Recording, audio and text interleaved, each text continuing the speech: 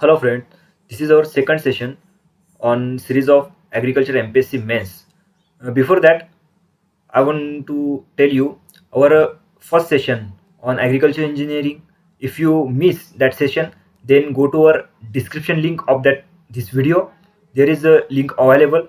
Please click on that link and see our previous session. Okay. So myself Manish Mankar. Now everyone knows about Cropcos. Cropcos is a very large platform helps for agriculture student. Okay, if those who are new on our channel, then subscribe our Cropcos Agri Edutech and join our Telegram group Cropcos Agri Edutech. I am Manish Mankar, completed MTech in Agriculture Engineering. These are our expertise. Agri MPSC mains का farm machinery and power engineering का topic chapter हमने start कर दिया है। सो आज का जो topic है हमारा वो रहने वाला है component of engine, terminologies connected with engines. So देखेंगे आज basic component of IC engine. We already studied about IC engine, what are the cycles in IC engines. So our first component is cylinder. Everyone know about the cylinder. Actually हम लोगों ने IC engine देखा था 2 stroke 4 stroke, उसमें engine रहता है. Engine में जो सबसे ऊपर का आपका पार्ट होता है वही इसी को बोलते हैं सिलेंडर. ओके, इसमें सबसे इंपॉर्टेंट आपको बात याद रखनी होगी, सिलेंडर के अंदर जो होता है आपका कंबशन होने की वजह से क्या होता है, सिलेंडर के अंदर आपका प्रेशर और टेम्परेचर बहुत ही हाई जाता है. इसकी वजह से आपको सिलेंडर के जो साइड में जो लाइनिंग रहती है वहाँ पे आपको कूल्ड यूज़ करना पड़ता है. ओके, एयर कूल्ड और वाटर कूल्ड केस रहते हैं यहाँ पे 2 साइड में, वहाँ पे आपको वो यूज़ करना पड़ता है. सो देखेंगे यहाँ पे 2 व्हीलर में कौन सा यूज़ करते हैं, एयर कूल्ड सिलेंडर यूज़ करते हैं. ठीक है, और कार्स, ट्रक्स, ट्रैक्टर्स में कौन सा यूज़ करते हैं, वाटर कूल्ड सिलेंडर यूज़ करते हैं. ठीक है, सो अभी देखो ये सिलेंडर है आपका. ठीक है, और ये सिलेंडर के अंदर आपका इनर लेयर रहता है, इसको बोलते हैं sleeve. Okay, the sleeve is present for to prevent the wearing of the cylinder block. Wearing tearing जो रहता है सिलेंडर के अंदर उसको अवॉइड करने के लिए ये आपका स्लीव यहाँ पे रहता है. ठीक है, सबसे मेन चीज आपको एग्जाम में पूछा जाता है, सिलेंडर कौन से मटेरियल से आपका बनता है. ठीक है, material use for the cylinder are high grade cast iron और एलॉय स्टील. ओके, जो एरोप्लेन के इंजन रहते हैं उसमें कौन सा मटेरियल यूज करते हैं, एल्यूमिनियम एलॉय. ओके, ठीक है. So next is the our cylinder head. अभी देखा हमने सिलेंडर देखा पूरा, सिलेंडर का जो ऊपरी पार्ट आपका होता है उसी को सिलेंडर हेड बोलते हैं. ठीक है, function of the cylinder head is to include the inner valve and outer valve. Outer valve और इनर वॉल यहाँ पे लगाए हुए रहते हैं. ठीक है, it provide space for valve mechanism. अभी बताया स्पार्क प्लग रहता है या फ्यूल पंप रहता है यहाँ पे. ठीक है, it is made from iron और एल्यूमिनियम. नेक्स्ट है आपका पिस्टन और पिस्टन रिंग.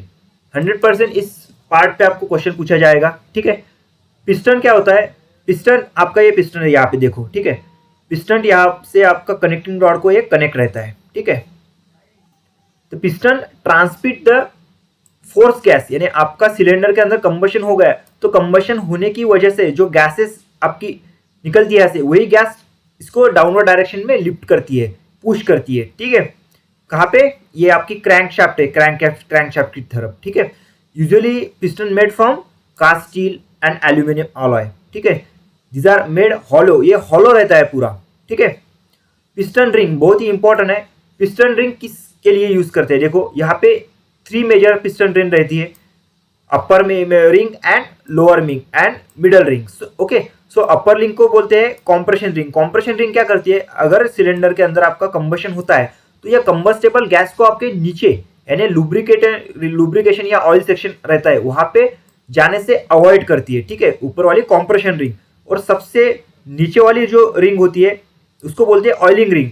ये रिंग क्या करती है, आपके नीचे वाला जो ऑयल है उसको ऊपर कंबशन चैम्बर में जाने नहीं देती. ठीक है, यही इसका मेन पर्पज है, यही इसका मेन वर्किंग है. ठीक है, पिस्टन रिंग किससे बनाई जाती है, कास्ट स्टील से. ठीक है, देन है आपका गजन पिन और पिस्टन पिन. अभी देखा अपन ने पिस्टन को इस होल में यहाँ पे कनेक्ट किया जाता है पिस्टन कनेक्टिंग रॉड से. देखो कनेक्टिंग रॉड का ऊपर का हिस्सा स्मॉल होता है और नीचे का हिस्सा बिग होता है, ठीक है। ये आपका कनेक्टिंग रॉड है, इसको यहाँ पे इस पिन पे यहाँ पे कनेक्ट किया गया है, उसी पिन को बोलते हैं गजन पिन और कस्टन pin, okay, piston pin. It is made from harden steel and by forging process से जो हार्डन स्टील बनाया जाता है उसी स्टील को यहाँ पे यूज किया जाता है। ये मैं आपको किस मटेरियल से क्यों बनते हैं, क्योंकि इस पे बहुत से एग्जाम में क्वेश्चन पूछा जाता है, कनेक्टिंग रॉड किस मटेरियल से बना जाता है, ठीक है।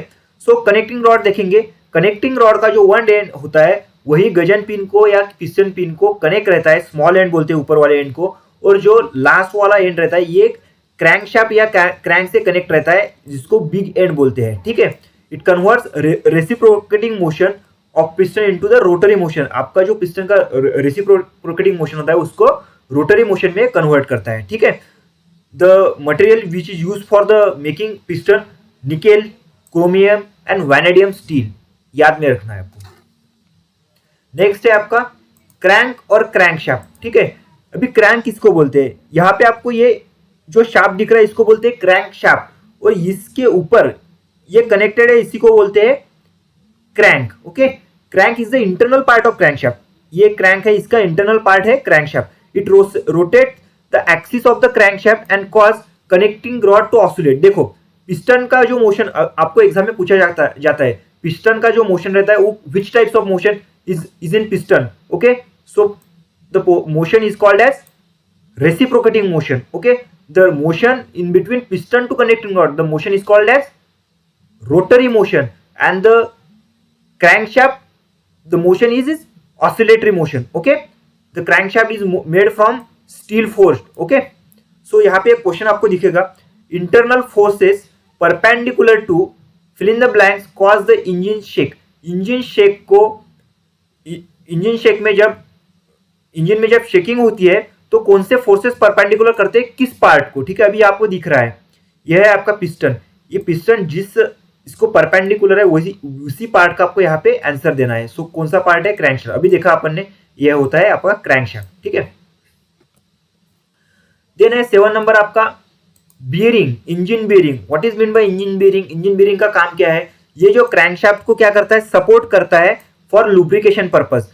अगर क्रैंकशाफ्ट आपका यहाँ पे ऑसिलेटरी मोशन कर रहा है, परफॉर्म कर रहा है, तो उसको स्मूथ रखना पड़ेगा, उसी के लिए आपको इंजन बेयरिंग का यूज होता है, ठीक है। Engine bearing is to facilitate smooth motion, अभी बताया मैंने आपको, स्मूथ मोशन करने के लिए इंजन बेयरिंग का यूज होता है, ठीक है। क्रैंक केस, अभी ये इंजन बेयरिंग क्रैंक शाफ्ट इसको एक ये बॉक्स में क्लोज किया जाता है, उसी को बोलते हैं क्रैंक केस, इसको बोलते हैं क्रैंक केस बॉक्स को, ठीक है, ओके। नेक्स्ट है आपका फ्लाईव्हील, मोस्ट इंपॉर्टेंट फ्लाईव्हील, क्योंकि ये फ्लाईव्हील अभी इस डायग्राम में आपको दिखेगा ना, लेकिन क्या होता है इस क्रैंककेस के बाहर, इस क्रैंककेस के बाहर ये रॉड एक्सटेंड हुआ रहता है, उसी के ऊपर ऐसा सर्कुलर आपका व्हील रहता है, that is called as flywheel, okay. Flywheel is a heavy rotating mass is attached to crankshaft outside the crankcase, अभी मैंने बताया आपको, ठीक है। It is made from steel और आयरन कास्ट, इसी के ऊपर क्वेश्चन पूछा जाता है आपको, ठीक है। देखो यहाँ पे क्वेश्चन भी पूछा गया आपको, flywheel is made from which material, कौन सा मटेरियल है, स्टील और कास्ट आयरन। यहाँ पे ऑप्शन है nickel, copper, cast iron, aluminium, आपका आंसर क्या होगा, कास्ट आयरन। नेक्स्ट है आपका वॉल एंड वॉल मैकेनिज्म, सबसे इंपॉर्टेंट पार्ट है आपका, सबसे इंपॉर्टेंट। देखो ये आपको यहाँ पे फिगर दिख रहा है, ये है आपका क्रैंकशाफ्ट, इसके ऊपर है आपकी क्रैंक, और ये मैंने अभी बताया आपको फ्लाईव्हील, ठीक है। इसमें 2 हॉल होते हैं, number 1 hall is the inlet hall, second hall is the outlet hall, इसी को बोलते हैं आप सक्शन हॉल, इसको बोलते हैं अपन एग्जॉस्ट हॉल, ठीक है। तो इसमें जो ये शाफ्ट रहता है आपका, एक है कैम शाफ्ट, ठीक है। इसके ऊपर जो आपको ये दिख रहा है ये है कैम। कैम क्या करती है, कैम करती है इस वॉल को ओपन और क्लोज करने का काम, ठीक है। इसमें ये पार्ट है, टैपेट है, रॉड है, इस डायग्राम में देखो, ये समझो फॉर एग्जांपल आपका इनलेट हॉल है, ये है आपकी कैम शाफ्ट, ये है आपका कैम, ठीक है। तो कैम में है आपका टैपेट, टैपेट क्या करता है, लिफ्ट करता है इस रॉड को, ठीक है। पुश क्या करता है, पुश करता है। रोकर आर्म क्लोज और ओपनिंग के लिए इसको हेल्प करते हैं, ठीक है। ये आपका वॉल का मैकेनिज्म आपको यहाँ पे दिया है, क्वेश्चन दिया है आपको यहाँ पे, it is also called as valve filter, it raises और lowers the valve and receives motion from the cam mounted on cam shaft. ऐसा कौन सा फिल्टर है जो लिफ्ट करता है, जो कि माउंट रहता है कैम शाफ्ट पे, ठीक है। यहाँ पे देखा हमने कैम शाफ्ट, ये है कैम, इसमें पुश रॉड भी है, इसमें रॉकर आर्म भी है, इसमें टैपेड भी है, तो आप लिखोगे ऑल द अबव, लेकिन आपका होगा आंसर गलत। क्यों होगा? क्योंकि इसमें सभी पार्ट है, लेकिन टैपेड का ही फंक्शन है सिर्फ लिफ्ट करने का, इसलिए इसको वॉल लिफ्टर बोलते हैं। ठीक है, आंसर हो गया आपका टैपेड। नेक्स्ट है आपका स्पार्क प्लग। ठीक है, स्पार्क प्लग का फंक्शन क्या होता है? To ignite the air fuel mixture. यहाँ पे आपका एयर फ्यूल मिक्सचर आया सक्शन से, तो इसको इग्नाइट करने का काम रहता है स्पार्क प्लग का। ये स्पार्क प्लग आपने देखा होगा, टू व्हीलर में भी रहता है। अपन रेनी सीजन में क्या करते हो, अगर उसमें वाटर फिलअप हो गया तो आपको ये ड्राई करना पड़ता है। ठीक है, यही आपका स्पार्क प्लग है। कार्बोरेटर भी मैंने आपको ऑलरेडी बताया है, ये इंजन के पहले एयर को लेगा, एयर को और फ्यूल को यहाँ पे मिक्स करेगा और उसी मिक्सचर को ये सक्शन हॉल से एंटर्स कराएगा। Carburettor, it is called as carburettor. Okay, fuel injection pump ये होता है आपका टू स्ट्रोक इंजन या डीजल इंजन में क्या होता है, या ये जो आपके कॉम्प्रेशन इग्निशन सिलेंडर रहते हैं, कॉम्प्रेशन इग्निशन आपके इंजन रहते हैं, उसमें क्या होता है, फ्यूल इंजेक्शन पंप रहता है यहाँ पे स्पार्क प्लग यहाँ पे। जब ये सिर्फ एयर आपका एंटर करेगा, एयर एंटर करने के बाद जब यहाँ पे फ्यूल को इंजेक्ट करना पड़ेगा तब यूज रहता है फ्यूल इंजेक्शन पंप का। ओके, नेक्स्ट आपको यहाँ पे क्वेश्चन दिया गया था जो कि बहुत ही इंपॉर्टेंट है, आपको शायद एसआरएफ IRI के एसआरएफ में पूछा गया था एग्रीकल्चर 2020 में। ठीक है, क्वेश्चन देखेंगे, यहाँ पे आपको दो सेंटेंस दिए गए हैं, दो सेंटेंस देखेंगे। The diameter of the inlet valve of an engine is generally larger size than exhaust hole. पहला देखा है, ये सक्शन हॉल, ये है आपका एग्जॉस्ट हॉल। इसने क्या बोला, diameter of the suction hole और inlet hole is larger than the exhaust hole. ठीक है, दूसरा स्टेटमेंट देखेंगे, the volumetric efficiency of an engine depends on the amount of inlet air induce into the engine and therefore the inlet hole is larger than exhaust hole. ठीक है, अभी आपको यहाँ पे क्या बोला गया है कि इनलेट हॉल का डायमीटर बड़ा होता है क्या एग्जॉस्ट हॉल से, तो स्टेटमेंट आपका ट्रू है। क्यों ट्रू है?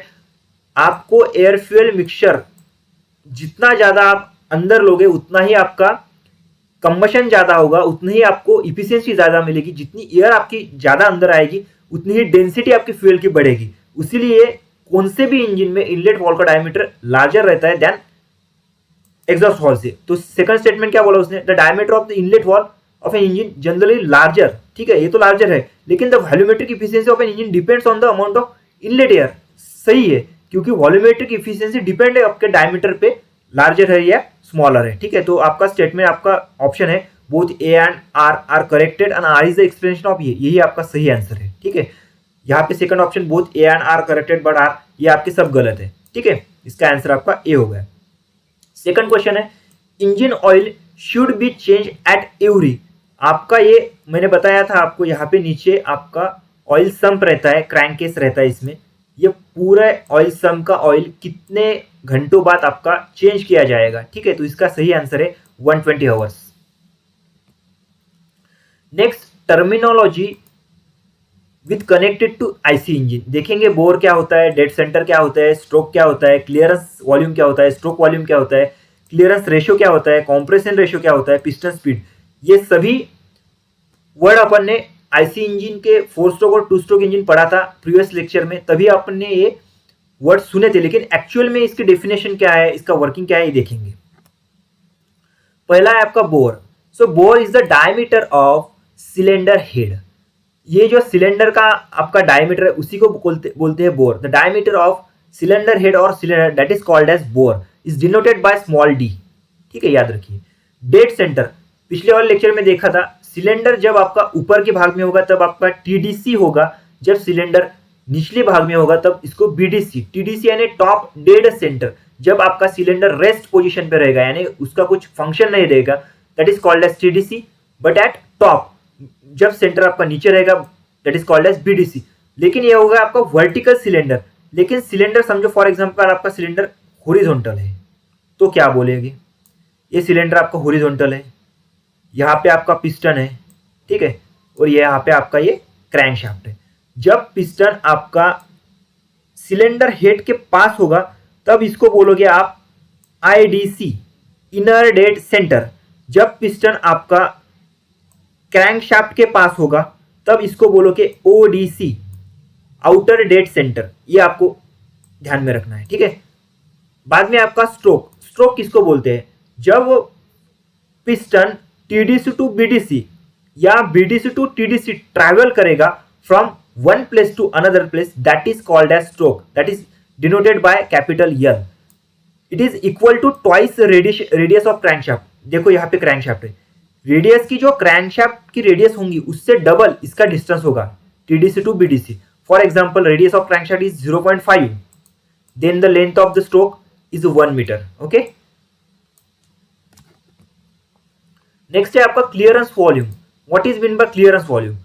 जब आपका सक्शन करेगा ये पहले स्ट्रोक में, दूसरे स्ट्रोक में क्या होगा? कॉम्प्रेशन करेगा। कॉम्प्रेशन करने के बाद अगर सिलेंडर आपका कंबशन के लिए इस पोजीशन पे आपका सिलेंडर आ गया, सो यहाँ पे आपकी स्पेस बच रही है, cylinder head and piston compress to the air fuel mixture, तो उस वॉल्यूम को बोलते हैं क्लियरेंस वॉल्यूम। देखो यही आपको दिया हुआ है, it is the volume content between piston top and the cylinder head when piston at और इनर डेड सेंटर। ओके, यहाँ पे आपका है आपका clearance volume, so denoted by V C capital V small C. Stroke volume, stroke volume क्या होता है? The travel of piston from TDC to BDC, it is called as piston stroke. समझो TDC to BDC आपका piston travel करेगा, that is called as piston stroke. And the volume displace, इस level में, इस cycle में जो volume travel करेगा, जो वॉल्यूम डिस्प्लेस करेगा, that is called as stroke volume और स्वेप्ट वॉल्यूम। याद रखिए, denoted by VS. So stroke volume is called as swept volume. Okay, formula VS is equal to π/4 d square into L. D देखा था, D है आपका bore, bore is the diameter of cylinder and L is the length of stroke. Stroke की length कितनी होगी ये आपको यहाँ पे प्लेस करना पड़ेगा। Last, clearance ratio. What is mean by clearance ratio? The ratio of clearance volume VC divided by the stroke volume, that is called as swept volume VS। Okay, then है आपका कॉम्प्रेशन रेशियो। ये term हमने सुनी है। Compression ratio कितना रहता है diesel का? 14:1 टू 22:1। ये है आपका डीजल का, और पेट्रोल का कितना है? 5:8। ओके, सो कॉम्प्रेशन रेशियो क्या है? It is the ratio of total cylinder volume divided by clearance volume. Clearance volume आपको मालूम है VC, लेकिन टोटल वॉल्यूम क्या है? टोटल वॉल्यूम है clearance volume plus stroke volume, VC plus VS divided by VC। यह है आपका क्लियरेंस रेशियो। देन है आपका piston speed, the average speed of piston TDC to BDC, TDC to BDC ये कितने स्पीड से ट्रैवल करेगा from TDC to one time and BDC to second time, that is the cycle completed, that is cycle is which on which speed piston is travel, that is speed is called as piston speed denoted by capital VP. The formula is 2ln. L is the length of stroke, n is the revolution per second, that is why 2ln, but revolution per minute divided by 60. okay, जब आप revolution per minute बोलोगे तब divided by 60 करना पड़ेगा, जब revolution per second बोलोगे तब सिर्फ 2ln, n is the number of revolution. okay, अगर ये सिलेंडर के अंदर 4000 रिवॉल्यूशन से ये घूमेगा तो आपको डिवाइडेड बाय 60 करना पड़ेगा, ठीक है, जब आरपीएम बोलोगे। लास्ट में आपको क्वेश्चन दिए गए। क्वेश्चन बहुत ही इंपॉर्टेंट क्वेश्चन है जो नेट में पूछे गए थे आईसीआर की, एसआरबी के। What is the calorific value? First of all, what is meant by calorific value? Calorific value is the heating value of that fuel. For example, petrol को जलाने के बाद जितनी हीट आपको मिलती है उसी को कैलोरीफिक वैल्यू बोलते हैं, ठीक है। सो कितना है? 11,100 किलो कैलोरी पर केजी, ये आपका यूनिट है, किलो कैलोरी पर केजी कैलोरीफिक वैल्यू का। नेक्स्ट है what is the calorific value of diesel? Important है मोस्ट, 10,800 किलो कैलोरी पर केजी। आपको नेट में, एमपीएससी में जो भी कैलोरीफिक वैल्यू पूछे जाते हैं इसमें सबसे important kerosene, number second diesel.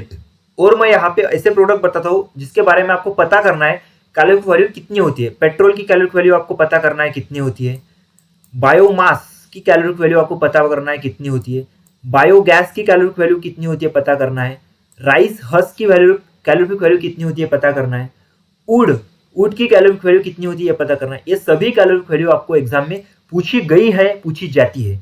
Okay, so our second session on component and terminology is over and ended. अगर आपको लेक्चर अच्छा लगा तो प्लीज़ वीडियो को लाइक करिए, हमारे क्रॉपकॉस एग्री एजुटेक चैनल को सब्सक्राइब करिए, मिलेंगे अगले सेशन में। Okay, thank you so much.